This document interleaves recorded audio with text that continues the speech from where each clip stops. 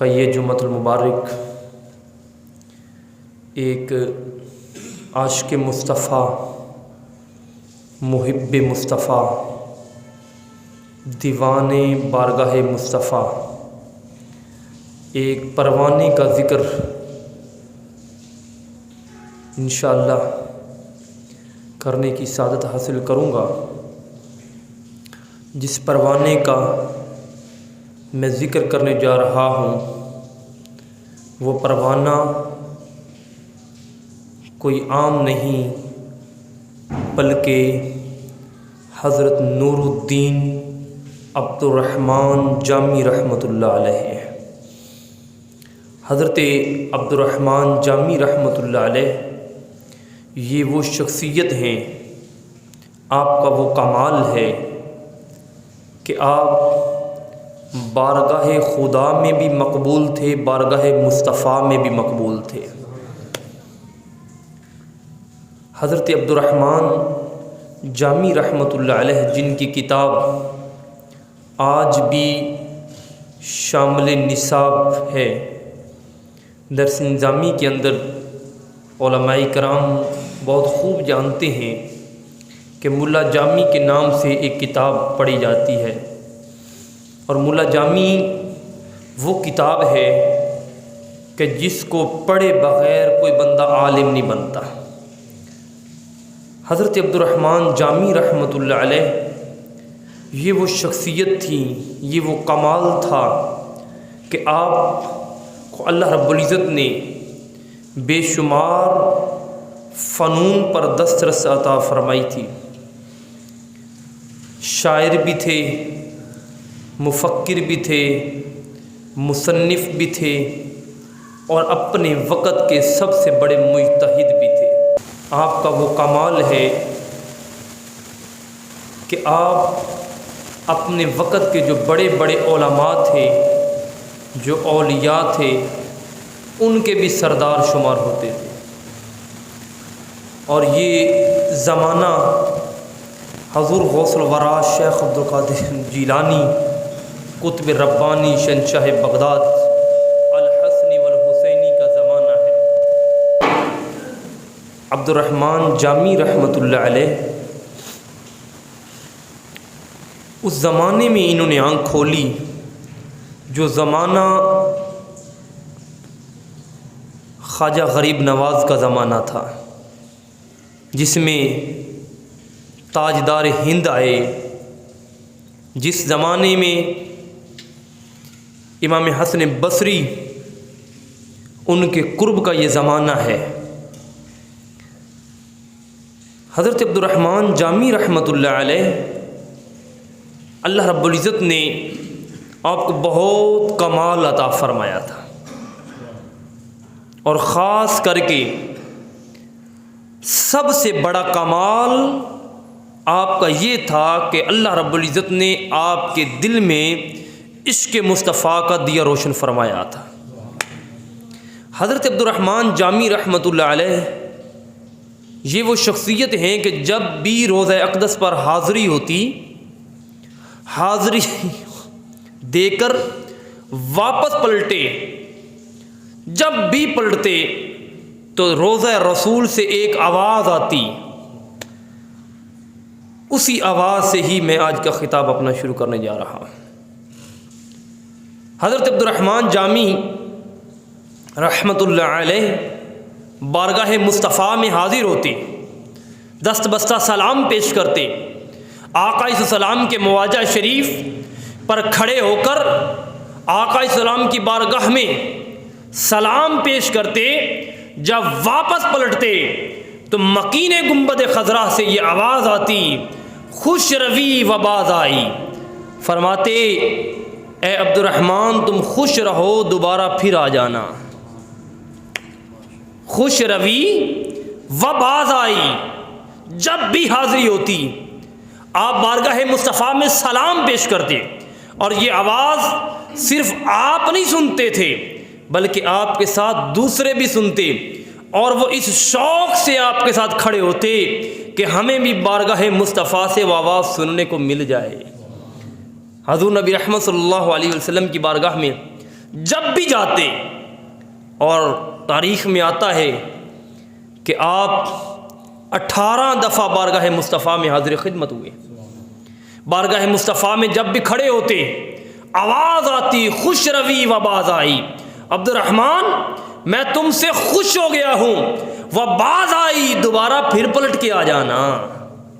ذرا اس آواز پہ مقدروں پہ نہ جاؤں قربان، کہ جسے یاد رکھیں، روزہ اقدس پر حاضری مال سے نہیں ہوتی، روزہ اقدس پر حاضری اسباب سے نہیں ہوتی، روزہ اقدس پر حاضری ان کے کرم سے ہوتی ہے۔ بلاتے ہیں آتے ہیں وہی جنہیں سرکار، آتے ہیں وہی جنہیں سرکار، یہ اپنے پیسوں سے، اپنے مال سے، اپنے جہو جلال سے انسان سمجھے کہ میں گیا بارگاہ مصطفیٰ میں، ایسا کبھی نہیں ہوا۔ بارگاہ مصطفیٰ میں وہ جاتا ہے جسے وہ خود بلاتے ہیں، اور جسے وہ نہ بلائیں، جو کچھ مرضی اس کے پاس جتنا مال و متاع کیوں نہ ہو، بینک بیلنس اس کے پاس کیوں نہ ہو، جسے وہ نہ بلائے وہ کبھی جا نہیں سکتا، جسے وہ بلا لے وہ کبھی رک نہیں سکتا۔ یہ کرم ہے میرے مصطفیٰ کے خزانے کا، یہ کرم ہے میرے مصطفیٰ کے دربار کا، یہ کرم ہے میرے مصطفیٰ کی بارگاہ کا، کہ اس بارگاہ سے جسے بلاوے کا وہ پیغام آ جاتا ہے، پھر وہ چلا جاتا ہے۔ عزیزان گرامی قدر، بہرحال حضرت ملا عبد الرحمن جامی رحمۃ اللہ علیہ 18 دفعہ حاضری دی، 18 مرتبہ یہ آواز آئی خوش روی و باز آئی، عبد الرحمن تیرا آنا خوش ہوا، تیرے آنے سے ہم خوش ہوئے، و باز آئی، دوبارہ پھر آ جانا۔ فرماتے ہیں کہ ایک دفعہ میں نے جب 18ویں دفعہ حاضری دی، 18ویں دفعہ حاضری دے کر اب اس انتظار میں تھا کہ بارگاہ مصطفیٰ سے وہ آواز آئے اور میں سنوں۔ کہتے ہیں کہ ابھی تھوڑی دیر گزری تھی کہ وہاں سے آواز آئی خوش روی، عبد الرحمن خوش ہو جا، ہم نے تمہاری حاضری کو قبول فرما لیا ہے۔ حضرت عبد الرحمن جامی رحمۃ اللہ علیہ یہ ایک جملہ سنا تو ابھی انتظار میں تھے کہ دوسرا لفظ بھی آئے، وہ باز آئی بھی کہیں کہ دوبارہ پھر آ جانا۔ کہتے میں انتظار کرتا رہا، صبح سے شام ہو گئی، سلام پڑھتا گیا، مگر وہ دوبارہ آواز نہ آئی، صرف آدھی آواز آئی تھی خوش روی، خوش رہو، ہم نے تمہاری حاضری قبول کر لی۔ حضرت عبد الرحمن جامی رحمۃ اللہ علیہ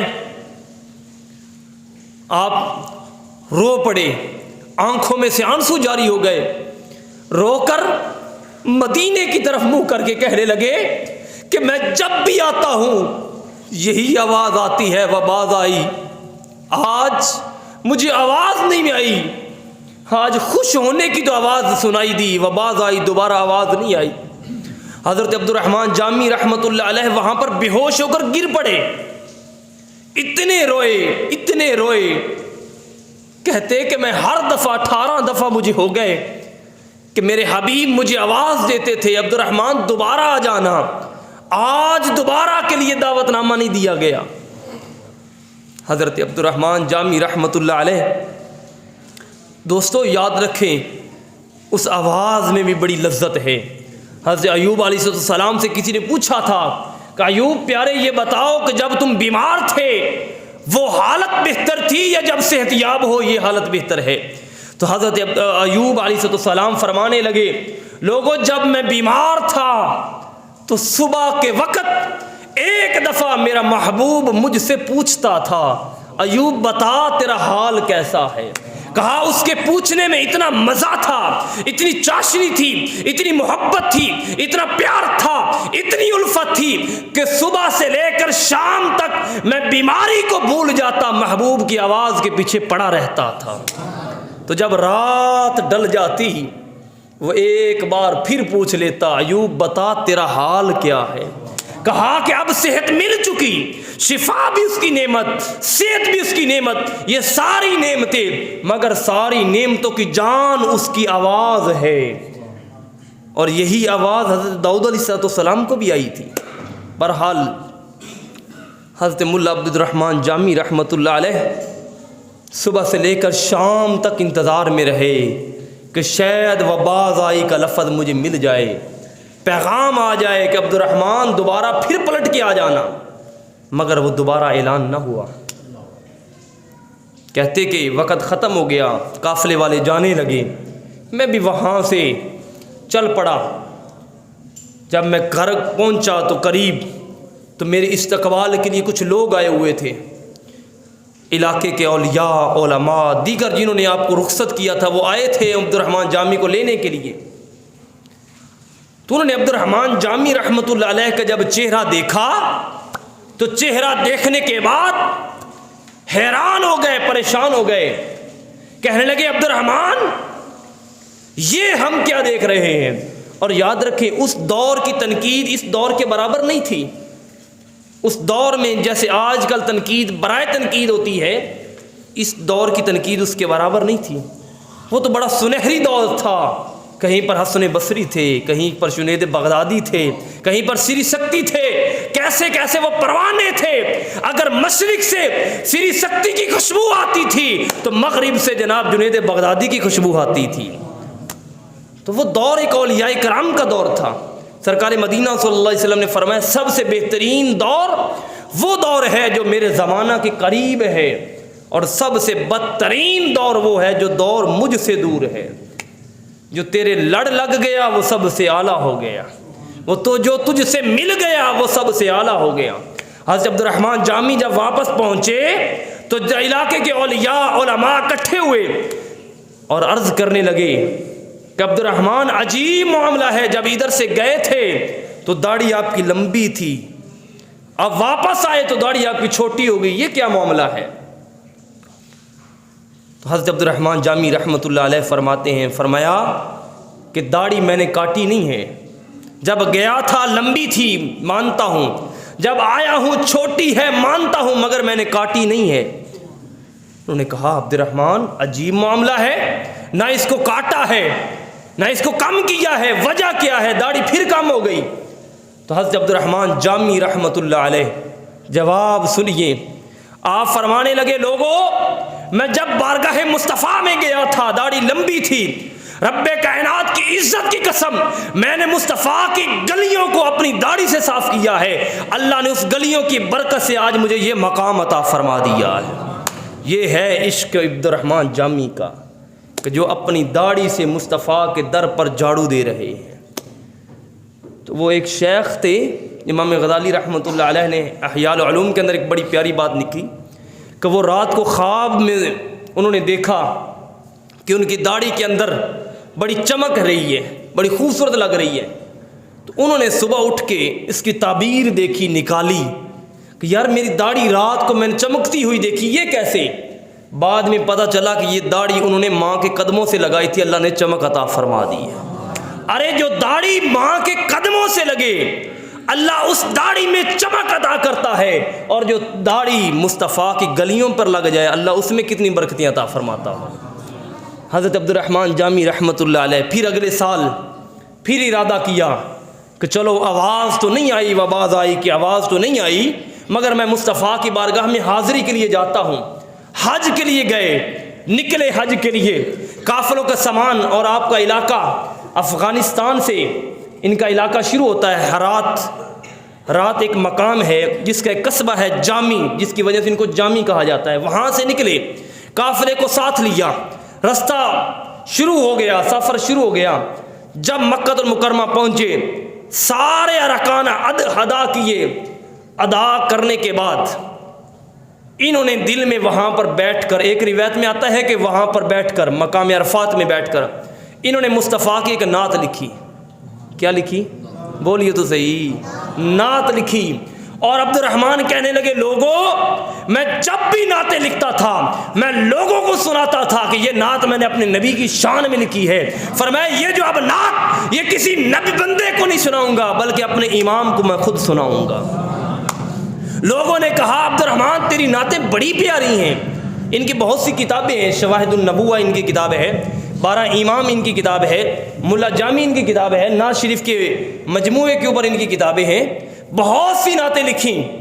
لوگوں نے کہا عبد الرحمن وہ نعت تو سناؤ جو میدان عرفات میں لکھی ہے۔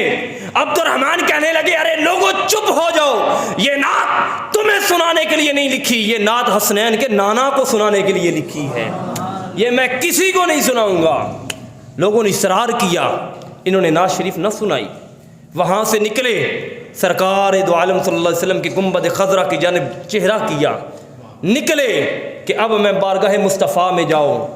اعلیٰ حضرت نے فرمایا تھا حاجیو آؤ شہنشاہ کا روضہ دیکھو، حاجیو آؤ شہنشاہ کا روضہ دیکھو۔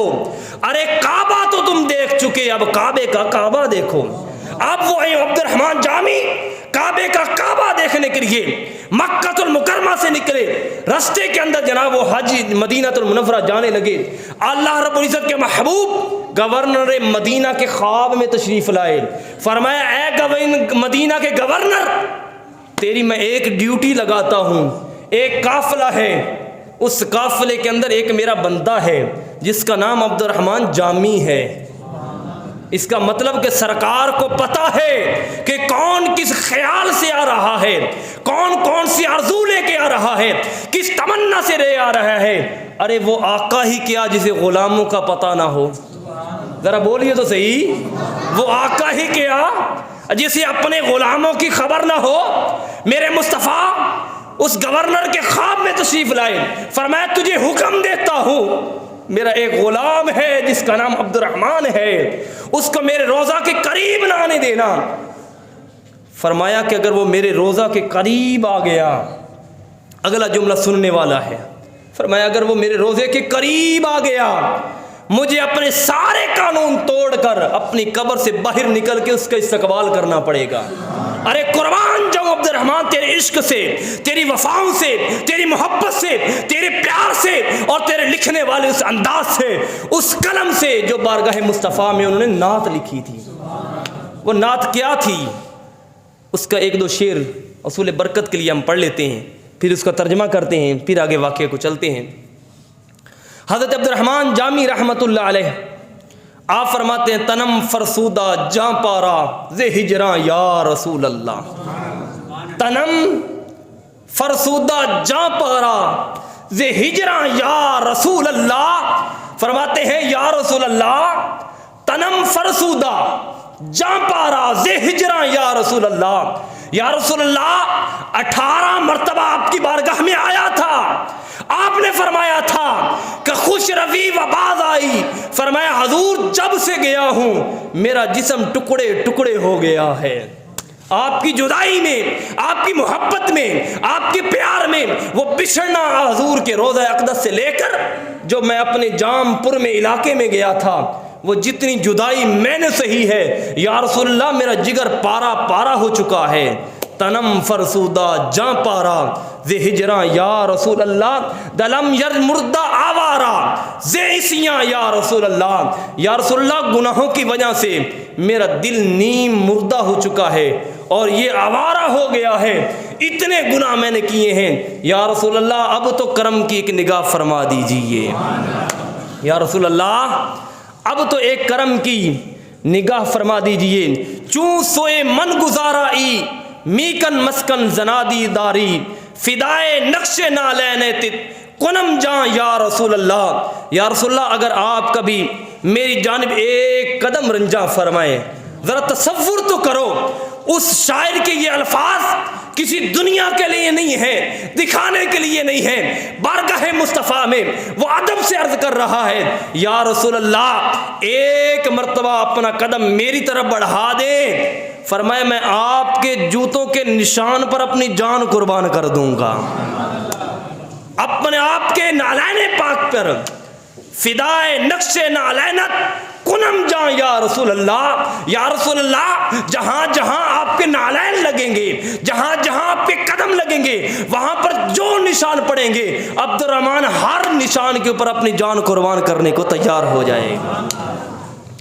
حضرت عبد الرحمن جامی رحمۃ اللہ علیہ فرماتے ہیں زے کردم خویشم حیرانم سید شد و رضا عیسانم، پشیمانم پشیمانم پشیمان یا رسول اللہ، یا رسول اللہ میں اپنے کیے پر حیران ہوں، میں اپنے گناہوں سے سیاہ ہو چکا ہوں، پیشانی پریشانی پر شرمندگی یا رسول اللہ اس سے میں پانی پانی ہو رہا ہوں، جتنے میرے اعمال ہیں، میرے گناہ ہیں، مجھے اپنے گناہوں پر بڑی شرمندگی آ رہی ہے، یا رسول اللہ ایک نظر ہم پر بھی فرما دیجئے یا رسول اللہ۔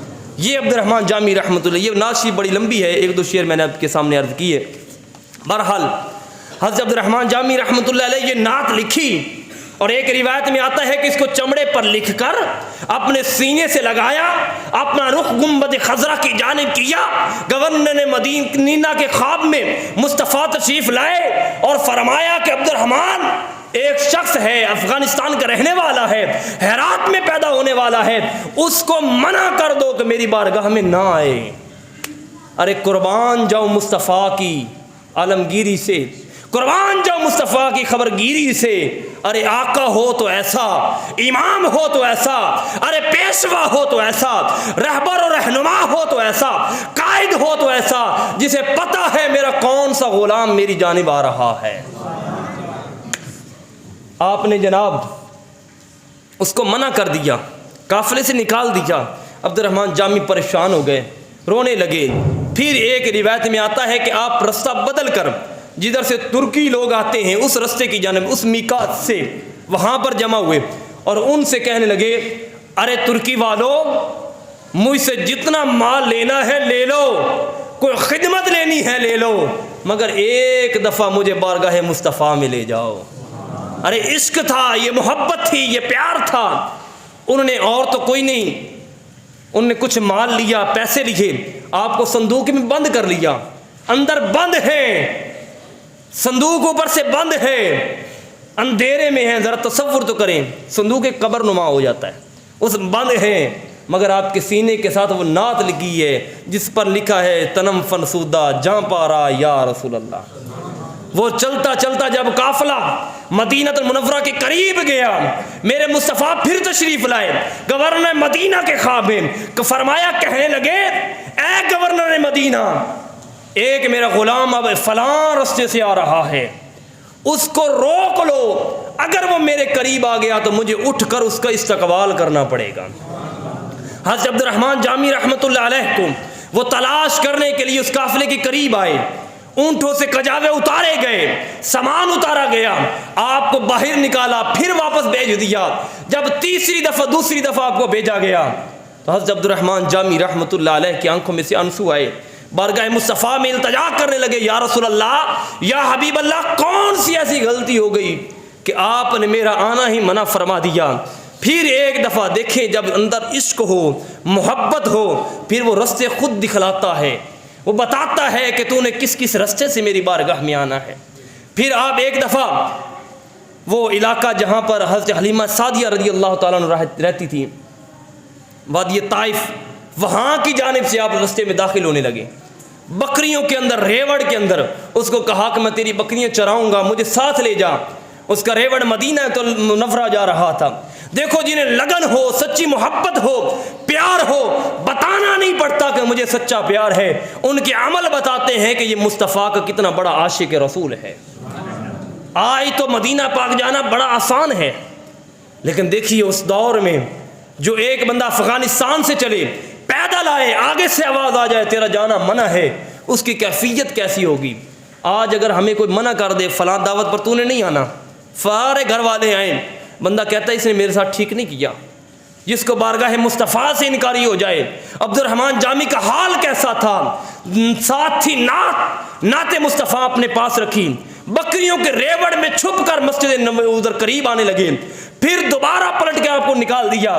گورنر مدینہ نے آپ کو پکڑا، جھنجھوڑا، کہا تمہیں سمجھ نہیں آتی، تم ادھر سے آئے تھے منع کیا تھا، ترکی کے رستے سے آئے تھے منع کیا تھا، اب ریوڑ میں آ رہے ہو، تم میں وہاں سے پلٹ جاؤ۔ اس کو جھڑکا، ابھی جھڑک کر واپس ہی گیا تھا، اس کی خواب میں مصطفیٰ آئے اور فرمانے لگے، گورنر مدینہ خبردار، جس کو تو نے جھڑکا ہے وہ کوئی مجرم نہیں بلکہ وہ میرا عاشق مصطفیٰ ہے، وہ مجھ سے محبت کرتا ہے، میں اس سے محبت کرتا ہوں۔ جب اتنا سننا تھا، عرض کی یا رسول اللہ اگر اتنی ہی محبت پھر واپس کیوں کیا؟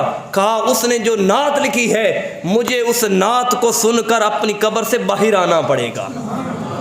یہ عشق تھا عبد الرحمن جامی کا، یہ محبت تھی، یہ پیار تھا۔ رب کائنات کی عزت کی قسم، اگر آج بھی سچی محبت ہو، ان کا دریائے رحمت آج بھی جوش پر ہے، آج بھی۔ یہ ضروری نہیں کہ وہاں پر پہنچا ہی جائے، جو پہنچ سکے مقدروں کی بات ہے۔ اگر یہاں پر بھی سچی محبت بندہ لے کر بیٹھے، دل میں سچا پیار ہو سچا، وہ جیلی خون لگانے والا نہ ہو، چوریاں کھانے والا مجنوں نہ ہو، خون دینے والا مجنوں ہو، رب کائنات کی قسم آج بھی ان کا فیض کا دریا آج بھی جاری و ساری ہے، آج بھی وہاں سے محبتیں بکھر رہی ہیں، فیض مل رہا ہے۔ یہ عبد الرحمن جامی جو افغانستان سے اٹھے، نعت شریف لکھے، بارگاہ مصطفیٰ میں جائے، اگر اسے اتنا مقام مل سکتا ہے تو آج کے مسلمان کو بھی وہ مقام مل سکتا ہے۔ شرط ایک ہے کہ دل میں اگر سچی محبت ہو، پیار ہو، الفت ہو، چاہت ہو، اگر ان کے ساتھ لگاؤ ہو، آج بھی وہ ان کا دریا رحمت جوش پر ہے، وہ آج بھی مائل بکرم ہے، کوئی سائل ہی نہیں، وہ آج بھی مائل بکرم ہے، کوئی سائل ہی نہیں، کس کو راہ روی دکھائیں، کوئی راہ گزر ہی نہیں، آج بھی ان کا دریائے رحمت جوش پہ ہے، مگر کسی کو مانگنا آئے تو ان کو خیرات دے۔ اس لیے رب العزت نے قرآن مجید میں فرمایا وَأَمَّا السَّائِلَ فَلَا تَنْهَرْ، پیارے حبیب جو آپ کی بارگاہ میں سائل آ جائے، ہو سائل، ہو منگتا، ہو مانگنے کا سلیقہ آتا ہو، مانگنے کا طریقہ آتا ہو منگتا، یا رسول اللہ وہ منگتا کسی بھی چیز کا ہو، دنیا کا ہو، شہرت کا ہو، جس چیز کا بھی ہو منگتا، اور جو آپ کی بارگاہ میں آ جائے، چاہے وہ بارگاہ اس دنیا کی ہو، چاہے وہ بارگاہ اس دنیا کی ہو، یا آپ کی حیاتی کی ہو یا آپ کے بعد وصال کی ہو، فرمایا جو بھی آ جائے فلا تنہر، پیارے حبیب اسے جھٹکنا نہیں، اسے واپس نہیں موڑنا، اسے خالی نہیں موڑنا، فلا تنہر اسے منع نہیں کرنا، جو آ جائے آئے وہ سائل بن کے۔ شرط ایک ہے وَأَمَّا السَّائِلَ، یہ ہمارے دروازے پر جب سائل آتا ہے کچھ لینے کے لیے تو اس کے مانگنے کا بڑا طریقہ ہوتا ہے، وہ بڑی دعائیں دیتا ہے، اللہ تیرا بھلا کرے، اللہ تجھے فلاں دے، اللہ تجھے فلاں دے، اسے پتہ ہے ایسے کہوں گا تو کچھ ملے گا۔ ارے جو دنیا دار کا پجاری ہے اسے پتہ ہے کہ مانگنے کا طریقہ کیا ہے، ارے جو دین سے محبت کرنے والا ہے اسے طریقے کا نہ پتہ ہو۔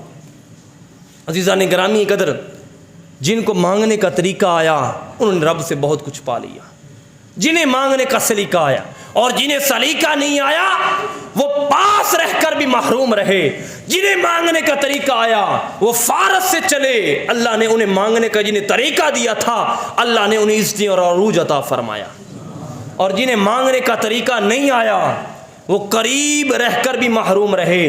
جنہیں مانگنے کا طریقہ آیا تھا چاہے وہ حبشہ سے بھی چلے تھے، اللہ رب العزت نے کعبے کی چھت پر کھڑا کر کے بتا دیا دنیا والوں کو، دنیا والوں یہ رنگ کالا ہے، ہونٹ موتتے ہیں، بولنے کا صحیح پتہ نہیں ہے، یہ اجمی ہے، عربی نہیں جانتا، مگر اسے مانگنے کا طریقہ آتا ہے۔